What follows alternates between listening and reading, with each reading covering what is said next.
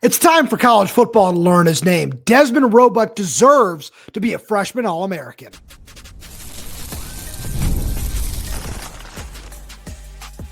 You are Locked On Huskies, your daily podcast on the Washington Huskies, part of the Locked On Podcast Network, your team every day. Welcome back into another edition of the Locked On Huskies podcast. I'm Roman Tomashoff. I'm the site editor with Huskies Wire. Thanks for making this your first watch or first listen of the day, as we are part of the Locked On Podcast Network, your team every day. And today's episode is brought to you by Game Time. Download the Game Time app, create an account, and use code LOCKDOWNCollege for $20 off your first purchase. And just a quick reminder to all you everydayers out there, wherever you get this podcast, YouTube, Spotify, Apple Music, Amazon Music, wherever that might be, make sure to click that subscribe button, click that little bell as well. So you don't miss when we post a new show. Plus, if you're on the audio only side of things, please make sure to leave us a 5-star review, as it does help the show out a lot. Now, I got a really fun show coming at all you everydayers out there. I was thinking about this matchup with Michigan and how that relates to what Washington needs to keep doing on the recruiting trail in 2026, 2027, especially in the trenches. But we'll get there later on because we need to talk about Washington's health in the trenches for this game, which is a little bit more immediate. I know, hard-hitting analysis there, but we're going to get to all of that in a little while because one thing that I was taking a close look at when it came out was today, as I'm recording this on Monday, On3 released their list of true freshman All-Americans. They gave a mid-season update to a preseason list they put out there. Not a whole bunch of changes. There are a whole bunch of, former high-end 4-star and 5-star recruits on there. John Mills was on there, which is really great. And John Mills absolutely deserves to be on this list because he has played. It's unfortunate that he wasn't able to play against Rutgers, but up until that point, before he got hurt, he has been one of the best freshmen in the country. I think that Dezmen Roebuck deserves to be in that department as well, where we can look at the 3 wide receivers that On3 did include. Vernell Brown at Florida has been tremendous. 27 catches for 368 yards so far this year. Absolutely deserves to be included. Malachi Toney at Miami, 29 catches for 375 yards and 3 touchdowns. Also been tremendous. Absolutely deserves to be included.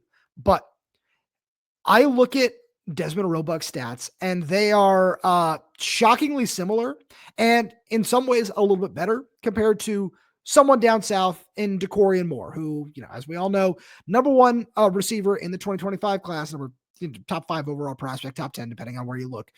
Dakorien Moore down in Oregon this year has had 23 catches for 335 yards and 2 touchdowns. Dezmen Roebuck this season has 18 catches for 331 yards and 2 touchdowns. And, in case you're not doing the fast math, I didn't do it either, was 18.4 yards per catch for Dezmen Roebuck compared to 14.6 for Dakorien Moore. So I look at what Dez has done this year, and it's been tremendous. Where you see him score his first touchdown on that 47-yard pop pass against UC Davis, gets that little spin move, which is very quickly becoming a signature move for him. I might add the fact that he hit that same move against Rutgers was really fun to see in the open field. I love watching him make plays with the ball in space because when he got here in June, it was very clear early on that, this guy's going to be a playmaker. I thought it was going to take a little bit more time for him to develop and get on the field, mainly just because of how many bodies there were ahead of him. But he quickly proved me and everybody else who thought that wrong because he was able to earn himself a starting spot by week 3 when Rashid Williams went down with the collarbone injury against UC Davis. And from that point on, even before that, he has just made plays in every single game so far this season. You can point to the 34-yard touchdown against Maryland that made that a 3-point game, the 59-yard catch against Rutgers that put the Huskies in the red zone to start the second half. He has made big-time plays in big-time spots for this team. And I know that, a lot of times these freshman All-American, whatever numbers, they all do, or whatever accolades, they all strictly do come down to numbers at the end of the day. And that's something where when I look at what Dez has brought to the table, I thought that it would be a fun to dive a little bit deeper into this, where let's look at the Big Ten numbers for both these guys. Dakorien Moore has 15 catches through Oregon's first 3 Big Ten games for 177 yards. Dezmen Roebuck, on the other hand, he has 12 catches for 227 yards and a touchdown. So the numbers are a little bit more skewed towards Roebuck. He has been tremendous. And it's one of those things where I look at how he's playing, and I don't think that even when Rashid Williams comes back, that he is going to take the starting spot back from Dezmen Roebuck. And I don't mean that as a knock to Rashid. I mean that as props to Dez because he has been that good. this season. He has been so impressive to watch in every single game. And it's not just what he does with the ball in his hands. It's the way he blocks, as Jedd Fisch is always very, very quick to point that out whenever you talk about him. It's everything else that he's able to do in terms of his route running and the way he's able to get separation, because he's able to create it with his feet, with just how precise he runs his routes, and he's able to separate from even the best defensive backs. He was Washington's leading receiver against Ohio State. For a guy that was a former, very lowly recruited 3-star, that's something that I'm sure, people who haven't watched him and just look at from around the country would say, wait, whoa, how did that happen? And then you go and you watch him, and he's somebody who, again, just makes plays. There is no better way to describe it than just saying that. And that should be enough to get him more recognition than he is getting at this point in time, because he absolutely deserves it. And also, well, I know, freshman All-America shouldn't be a make or break on how a player's career is going to turn out, but it's something that not only does he deserve, but it's also something that is a very good sign for what this Jedd Fisch team and coaching staff is doing, because this coaching staff has done a tremendous job this year showing that it can play and develop these true freshmen early on in their careers, where so far this season we've seen 7, 8 true freshmen get into games. And it's not just Dez that's making plays. It's not just John Mills, who we were talking about a couple of minutes ago, that's making plays. There are so many other guys. You've seen Champ Talialia step in for a game or two at right guard and be productive. And when we look at, Raiden Vinesbrain, he was really good in this game against Rutgers as well. You look at Chris Lawson, who's got 3 games under his belt now and had a couple of catches in this game against Rutgers as well. He's looked really nice in spurts. It looks like a promising deep threat. You look on the defensive side, we saw Zadrius Rainey-Saleh get into this game against Rutgers, and he's probably going to be an important playmaker as this Jacob Manu redshirt thing plays out for the rest of the way. Devin Hyde got a sack against Colorado State. Ryland Dillard-Allen has been a really nice player at safety. Dylan Robinson had to step in and start at cornerback after Takario Davis went down, and he held his own against Ohio State. There are so many guys that you can point to on this this team from this class of 2025. We saw a lot of young players step up last year as well, and there's just so much to like about what Jedd Fisch and this coaching staff are putting together here at Washington. And it speaks to the future, because you had a couple of freshman All-Americans last year in Kamori House and in Decker DeGraff. And if you can have a few more this year, it's just something that you can take the recruiting trail and you can sell to kids. It's, hey, look, this guy was able to do this. This guy was able to do that. We see that in your future too. And it's not just that we're talking about it. It's we can back it up because we have these guys who have already gotten there to prove that to you. Where, I mean, I don't know if they see Brian Bonner in that light next year, Cody Green, Derek Coleman-Brusa, just throwing out some of the top prospects in that class. I'm sure those are things that they have had conversations with those guys about. And as you look at, again, how it pertains to Dez, where it's great that you're getting these high-value prospects in Cody Green, in Derek Coleman-Brusa, especially in the Big Ten. That's what you need to win in the trenches. But when you're able to combine those guys with these diamonds in the rough, because you have a tremendous player personnel department with Matt Doherty, Jake Crawford, Marcus Griffin, those kinds of guys at the helm, when you're able to mesh those two things together, that is how truly top-tier college football programs operate. You're able to recruit at the highest level, and you're able to develop at the highest level and scout at the highest level. And Washington is proving that they can do all of those things. And Dezmen Roebuck, as good as John Mills has been, and all the credit in the world to him, I can't wait to see him back on the field when he's healthy. Dezmen Roebuck might just be the best example of that, because he has been absolutely tremendous so far this season, and he deserves to be recognized by the grander college football media for everything he's putting together this year. Because if this is the baseline he's setting, I can't wait to see what the future holds for that kid. But let's switch gears here, because Washington has some major health questions in the trenches ahead of this game against Michigan. And we'll get there right after a message from our good friends over at Wayfair. The holidays are going to be here before you know it, which is exciting, but getting your home ready for guests and celebrations can feel like a lot. Maybe your serveware needs a refresh, or the guest room could use new bedding. Wayfair has everything you need to get your home holiday ready, from Christmas trees and wreaths to bedding, cookware, and outdoor inflatables. It's your one-stop shop for every room in the house. Wayfair makes it easy to personalize your home for the holidays with a huge selection for every style and budget. And with free and easy delivery Even on the big stuff, you can get everything you need without the hassle of huge delivery fees. I love how easy it was to find pieces to fit my style and budget. Everything was in one place, and checkout was a breeze. Now, instead of stressing about getting the house ready, you can actually enjoy the holidays with friends and family. Get organized, refreshed, and ready for the holidays for way less. Head to wayfair.com right now to shop all things home. That's WAYFAIR.com. Wayfair, every style, every home. We've also got a message from our good friends over at FanDuel. The NFL season is here, and FanDuel has an offer you don't want to miss. Right now, new customers can bet just $5 and get $300 in bonus bets if you win. That's right. Pick a bet, put down $5, and if it hits, you'll unlock $300 in bonus bets to use across the app. I love how FanDuel gives me so many ways to play. I built parlays, tried player props, and even followed the live lines during games. It makes watching football even more exciting when you've got a little something riding on the action. Whether you're a casual fan or love diving into the stats, FanDuel makes the game day experience so much better. So what are you waiting for? Visit FanDuel.com to download the FanDuel app today and get started. So as we look at this matchup against Michigan, there's no bigger battle than the one that's going to take place in the trenches. And so the number one question that we need to ask is, will Washington be healthy? Because Jed Fish didn't seem to know, where we asked him about that during his Monday press conference. And he was asked about John Mills, Carver Willis, and Zach Durfee. And if there was a chance that they were going to play, he said, yeah, there's a chance. I don't know how much of a chance, but there is a chance they'll play, was the answer that we got. So I think that he still might view it as an outside shot, where for a while, I kind of felt like Carver was going to be the first guy of this group that comes back.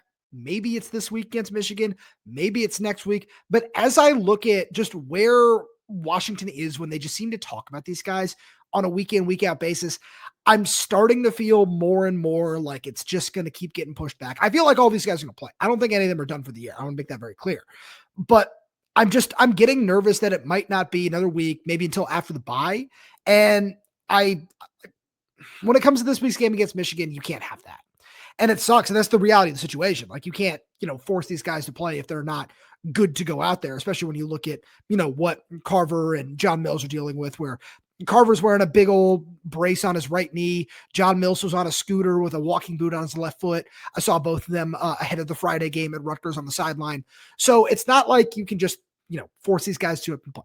But in a game like this against Michigan, it's certainly going to be concerning, because Michigan has been really solid in the trenches. And that's what I want to get to a little bit later on, is how Washington can continue to get to that point with Jed Fish at the helm by successful elite recruiting on a year in, year out basis. And it's very important. We'll get to how that can happen.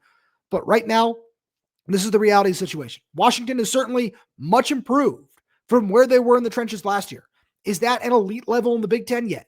No, you are not there. So when you look at this game, I want to just run through a couple of numbers and how Washington can find ways to make an impact in this game. The number one that I want to talk about is because we're going to see what it looks like too with him, because Justice Haynes got banged up in this game against USC. I don't think he came back into that contest. And so I don't know what Michigan might seem to view his status as for this week, but Michigan is the number 3 rushing offense in the Big Ten right now. They're averaging 218.3 yards per game, and they're going to be facing a really solid Husky run defense with or without Zach Durfee. That's number 2 right now in rushing yards allowed per game in the conference at 82.8 yards per game. So I'm really curious to see what that matchup is going to look like, because Washington has the bodies on the interior to run a deep, successful rotation to contain some things in the middle. We saw Antoine Raymond break out for a 56-yard run early on in this game against Rutgers. But after that, Rutgers' rushing attack was held to 2.15 yards per carry. So Washington's defense knows how to firm up in the middle and shut down especially the inside running game. So I'm curious to see what that battle is going to look like with or without Justice Haynes, because he's been really awesome so far this year. And on the other side of that, Michigan has been really good at defending the run too. They're 6th in the conference with allowing 101.5 rushing yards per game, while Washington is number 5 at 188.3. So That's going to be a really fun matchup too. I like where these running games and these run defenses are right now. I think X-Ray Alexander is a guy at linebacker who's stepped up in a big way and been really, really critical to Washington's defense as a whole, especially after Buda Alukta went down with the season-ending knee injury that he suffered. So there are a lot of things that I look at in this front seven matchup on both sides of the ball where I want to see Washington establish its physicality, and where I'm really curious to see what this is going to look like, especially if the Huskies do need to roll out two backup linemen again in Maximus McCree and Paki Finau. And Paki's going to be a starter next year. There's no ifs, ands, or buts about it, in my opinion, right now. But right now, he is a backup lineman, so that's how he's going to be viewed. And I look at this matchup, and I need to see Washington try to find ways to keep this Michigan defensive line off balance. And it doesn't just come in the running game, that comes in the passing game as well, because this Michigan defensive line is number 5 in the Big Ten with 15 sacks so far this year, while Washington's offensive line is 15th with 16 sacks allowed. Now, a lot of that does have to go to, you have to chalk that up, that I should say, to Washington not having Carver Willis, because we saw 4 sacks come in the second half against Ohio State after he went out of that game. And we saw more come against Maryland last week with Sidney Stewart and Zahir Mathis, who both had really big days in that game. So I want to see what this is going to look like. And I think the best thing for Jedd Fisch to do, and I'm going to make sure I talk about this as the week goes on too, is I want to see Washington run some sort of fast-paced, NASCAR, whatever terminology they use, offense, because Michigan has a really deep, solid rotation of defensive line. They recruit at such a high level at that position. They are always going to have impactful players in the middle along the defensive line that can wreak havoc in the backfield. So the best way to counter that is not just by getting the ball out quickly with Damon Williams and maybe, running some read option, running some different things to try to get Damon and his speed outside of the tackle box and get him in space and force these defensive linemen to chase him down, play in and play out. But it's by keeping them on the field and not allowing them a chance to substitute and get into that rotation. A lot like I've been talking about with the Washington side of things, with they need to find a way to utilize theirs as often and consistently as possible, especially with, guys like Ontario Thompson, guys like Bryce Butler. But I want to get there in a second. I'm getting off track here. I think that Washington has an opportunity to take advantage of this Michigan defense, because I think when you look on the outside, yes, they have talent, but Denzel Boston, what Dezmen Roebuck has brought to the field this year, what Decker DeGraff is giving you, Jonah Coleman is a name I haven't mentioned yet, which I'm shocked I haven't done so. All of these guys, Raiden Vinesbraid, all of these guys that Washington has at the skill positions, Jedd Fisch has found ways to get them into space, get the ball in their hands, and allow them to make plays. And I think that if Washington can do that in this game, that they are certainly going to be in a great spot to not just cover the 5.5 point spread that was set by our good friends over at FanDuel, but to find a way to win this game, because Washington absolutely has the talent and the scheme needed to get out of Ann Arbor with a victory. But they need to show that they can play a physical brand of football, which they've done a good job of so far this season, to their credit, but not without this level of talent on both sides of the ball, where you're down your top pass rusher and you're also down arguably your 2 of your 3 best offensive linemen. So there are a lot of things that you still need to prove, and this is going to be your toughest test in doing so, because those guys went out against Ohio State. You weren't game planning for that coming in. So that's why I'm considering this the toughest test in that regard.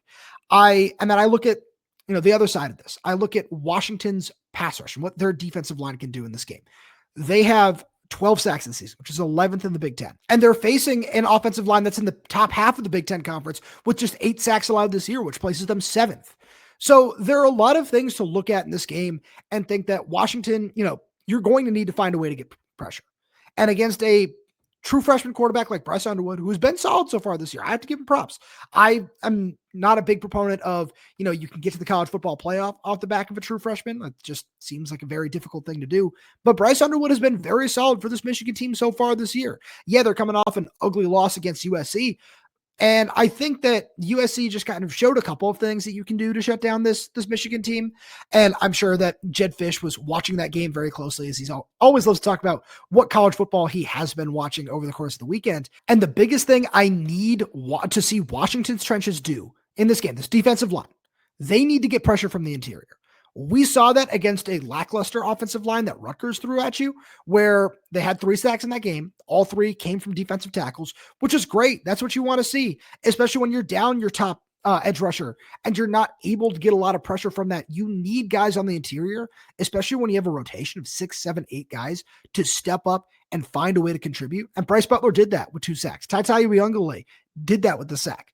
And I want to see that continue with guys like Ontario Thompson, Elinius Davis, maybe a little bit of Armon Parker. These guys need to continue to get in the mix and put pressure on this young quarterback, because there is no bigger fear of any quarterback, doesn't matter who, than getting pressure from the interior and watching all your options collapse in front of you. And all of a sudden you need to make a decision about rolling out. And it just changes the entire structure of what you want to have happen in a play. And it doesn't matter who you are.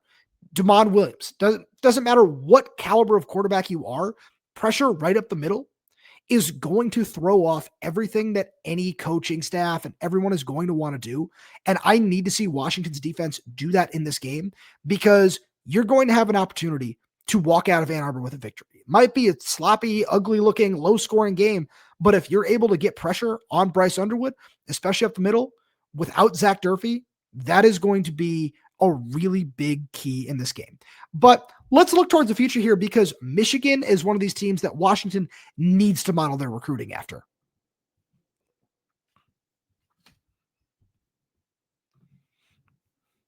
And we'll get there right after a message from our good friends over at Game Time. College football is back, and I couldn't be more excited. The tailgates, the rivalries, the energy in the stands, there's just nothing like it. But let's be real, actually getting tickets can feel like more of a battle than the game itself.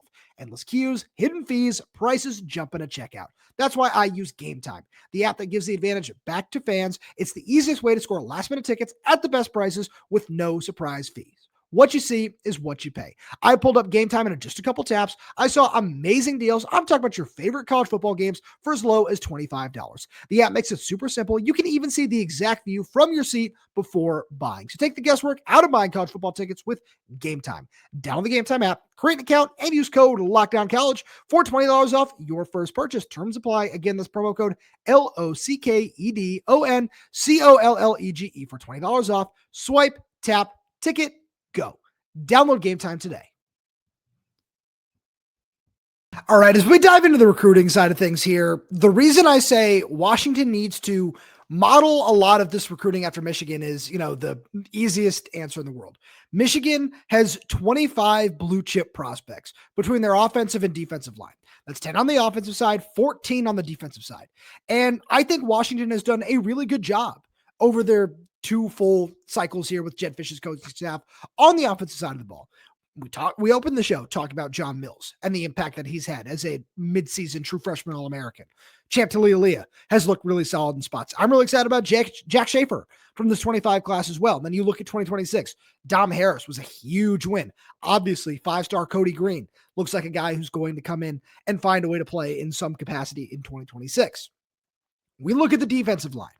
In 2025, I don't have a lot of concerns with how Matt Doherty and Jason Kafusi and Jed Fish and this coaching staff chose to approach that side.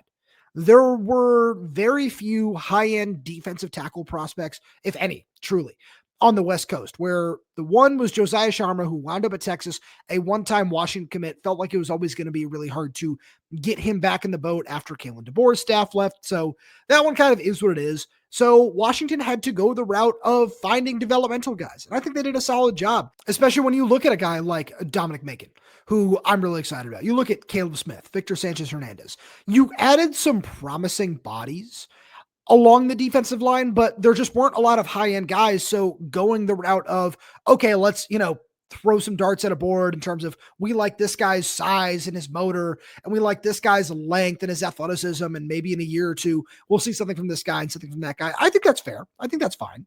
And then in 2026, you went out and did a really good job adding a few top prospects where you get your top target in Derek Coleman Brusa. That's a tremendous win. You go out and he's arguably the best defensive lineman on the West Coast. Then you go get the best true defensive tackle in the West in Tiayu Mukais. That's really nice. And then you supplement that with another high-end developmental guy in Tamalu, and it's solid, right? Like I don't think there's any better way to put it than solid, because you can still do more. And I think this coaching staff is looking to do more.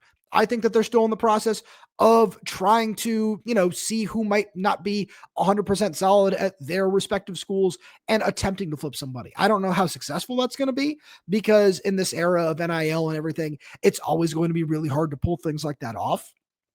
But the UCLA firing certainly opened some doors. When I look at a guy like David Schwartz, I look at Anthony Jones, Zach Durfee. Those are guys who the former two especially are exactly what you're looking for right now in big projectable bodies, where I don't think either of them are necessarily in the caliber of true like day one contributors, where I think they both need to add some weight, and I think they need to learn how to play at a heavier weight at a true interior position, where they're kind of hybrids right now at their respective schools, with Schwarzel obviously being from O'Day High School here in Seattle, and then Anthony Jones at Crean Lutheran down in Southern California, where those guys are both really solid, and I think they'd be really nice additions. But, for a guy like Zach Durfee as well, I really like what he can bring at outside linebacker, especially if this coaching staff feels he can carry 235, 240 pounds, somewhere in that ballpark, because of the length, explosiveness, and natural power that he has. I feel like he's someone who can give you something as a pass rusher. But we'll see how all that works out. I'm curious to see what that might look like over the next month, 2 months, as we get closer to signing day in December. I feel like all those things are going to work themselves out. So curious to see where that goes. But what I really look at with Washington, and one of the reasons I want to talk about this, is the 2027 class is so important.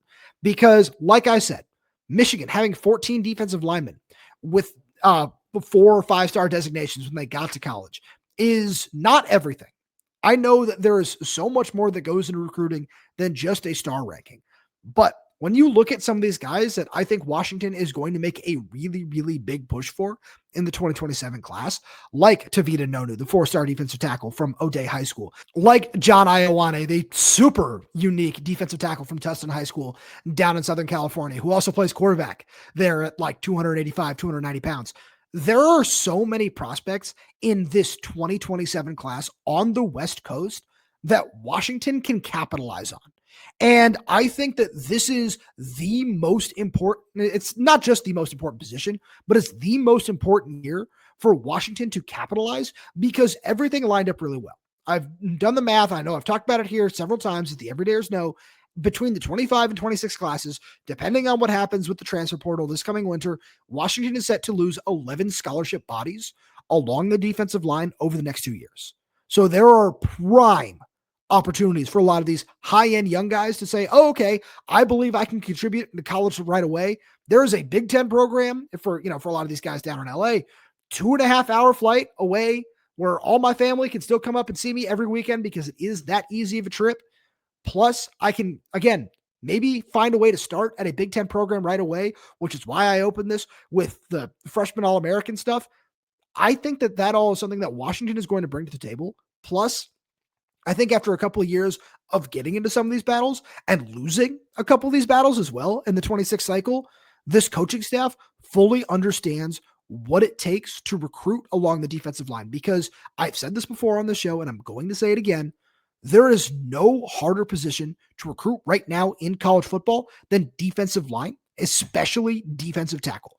And there is an abundance of riches at that position right now in California. It's lining up so well for the Huskies to be able to go out and capitalize. And it would be a disappointing cycle, to say the least, if you don't bring in 3, 4, maybe even 5 bodies that are of these higher caliber guys right now. Like, I'd love to see them take a swing on a guy like Kasi Currie at Sierra Canyon High School. I think he's a tremendously talented prospect. I've talked about the Inglewood guys, Elija Harmon, Miles Smith. Those are names that I think are really, really important to this coaching staff right now. There are so many names on the interior of this defensive line that this Husky coaching staff needs to find a way to go after. And I've done scouting reports on a couple of them. I'm hoping to certainly do more here in the coming weeks and months. I look at all of these guys as big, physical, versatile athletes that in this Ryan Walters scheme will be utilized to the best of their abilities, because it does create these one-on-one matchups. And for big, strong, talented athletes, being able to show that in space is a really exciting thought for those guys, as well as it is for Jason Kafusi, for Aaron Van Horn, with some of these, edge rusher, outside linebacker type guys. for Matt Doherty, this coaching staff as well, for Ryan Walters, for all of these guys, getting as many of these big talented athletes as possible is so important, because when you look at as this coaching staff, as long as Jedd Fisch is going to be here, this offense is going to operate at a very high level. This coaching staff has shown you through the, whatever it is, 15, 16 games they've been here. I'm doing math off the top of my head right now and doing it very poorly, I might add. Through that number of games, whatever it is, 19. There we go. I got there. Through those 19 games, this coaching staff has shown that this offense is going to operate at a very high level. It's going to produce. And, once the offensive line was in a much better spot, it's going to put up a lot of points. And there is no better way to consistently compete with the best teams in the nation. You saw what that looked like when Ohio State came in here. Trigger warning. Look at what they lost last year. JT Tuimoloau, in Jack Sawyer, in some of these other guys. And they're just like, yeah, look at Caden Curry, Caden McDonald, Arvell Reese, who they brought in, like all of these guys up front that are just, once again, producing at a high level because they have those dudes waiting in the wings. And Washington, if they want to be able to consistently compete for the top of the Big Ten, for a spot in the college football playoff, that is what they need to do. And I think this coaching staff understands that. And I think that they have the funds in terms of NIL and everything ready to spend on some of those guys, because I don't just look at the interior. You need some of these game-wrecking edge rushers too. And Washington certainly has their eye on some top-tier ones. We've seen Troy Bowens on campus for the Ohio State game, the 4-star from Suter High School down in California. Another guy is Krew Jones from Utah, who is a top 200 player in the 27 class. I look at guys like that, and Washington needs to find a way to close on those guys, because as these, SEC schools have continued to come west in search of just more talent because they want to dominate all that sort of stuff, that, it's Alabama, Georgia, LSU, whatever, like all those guys are going to continue to, or all those schools are going to continue to succeed, especially down in that region of the country. Washington has the ability to keep all of these guys closer to home and still have them be seen on the biggest stage and compete at the highest level and develop them for the NFL, because this coaching staff has shown that they can do that at every single position. Now it's just a matter of finding a way to get these guys in the boat as early as possible. And it's great to see how many of them have already been on campus for the Ohio State game. I'm sure we're going to see more of them coming up by the end of the year, because that's just what this coaching staff is doing. They're creating these relationships early on and trying to build Washington into a Big Ten power. And it's not easy, but they can make a lot of headway on the defensive line in this cycle. And this game on Saturday against Michigan, just like the Ohio State game did, is just going to show how important that is. And if Washington can get there, this coaching staff is going to have this team as a top 15 program consistently on a year in, year out basis. But that's all I got for you today. Thank you so much for tuning in. I really do appreciate it. And if you like everything the show has to offer, please make sure you subscribe wherever you get your podcasts, whether that's YouTube, Spotify, Apple Music, Amazon Music. We're there. We're everywhere. We're updating this channel with new content every single day. So please make sure you click that like button, click the little bell so you know when we post a new show. Plus, if you have any questions, comments, concerns, drop them right down below in the comment section. And for your audio only, please give us a 5-star review, as it does help the show out a lot. Thank you so much for tuning in, and we'll talk to you on Wednesday.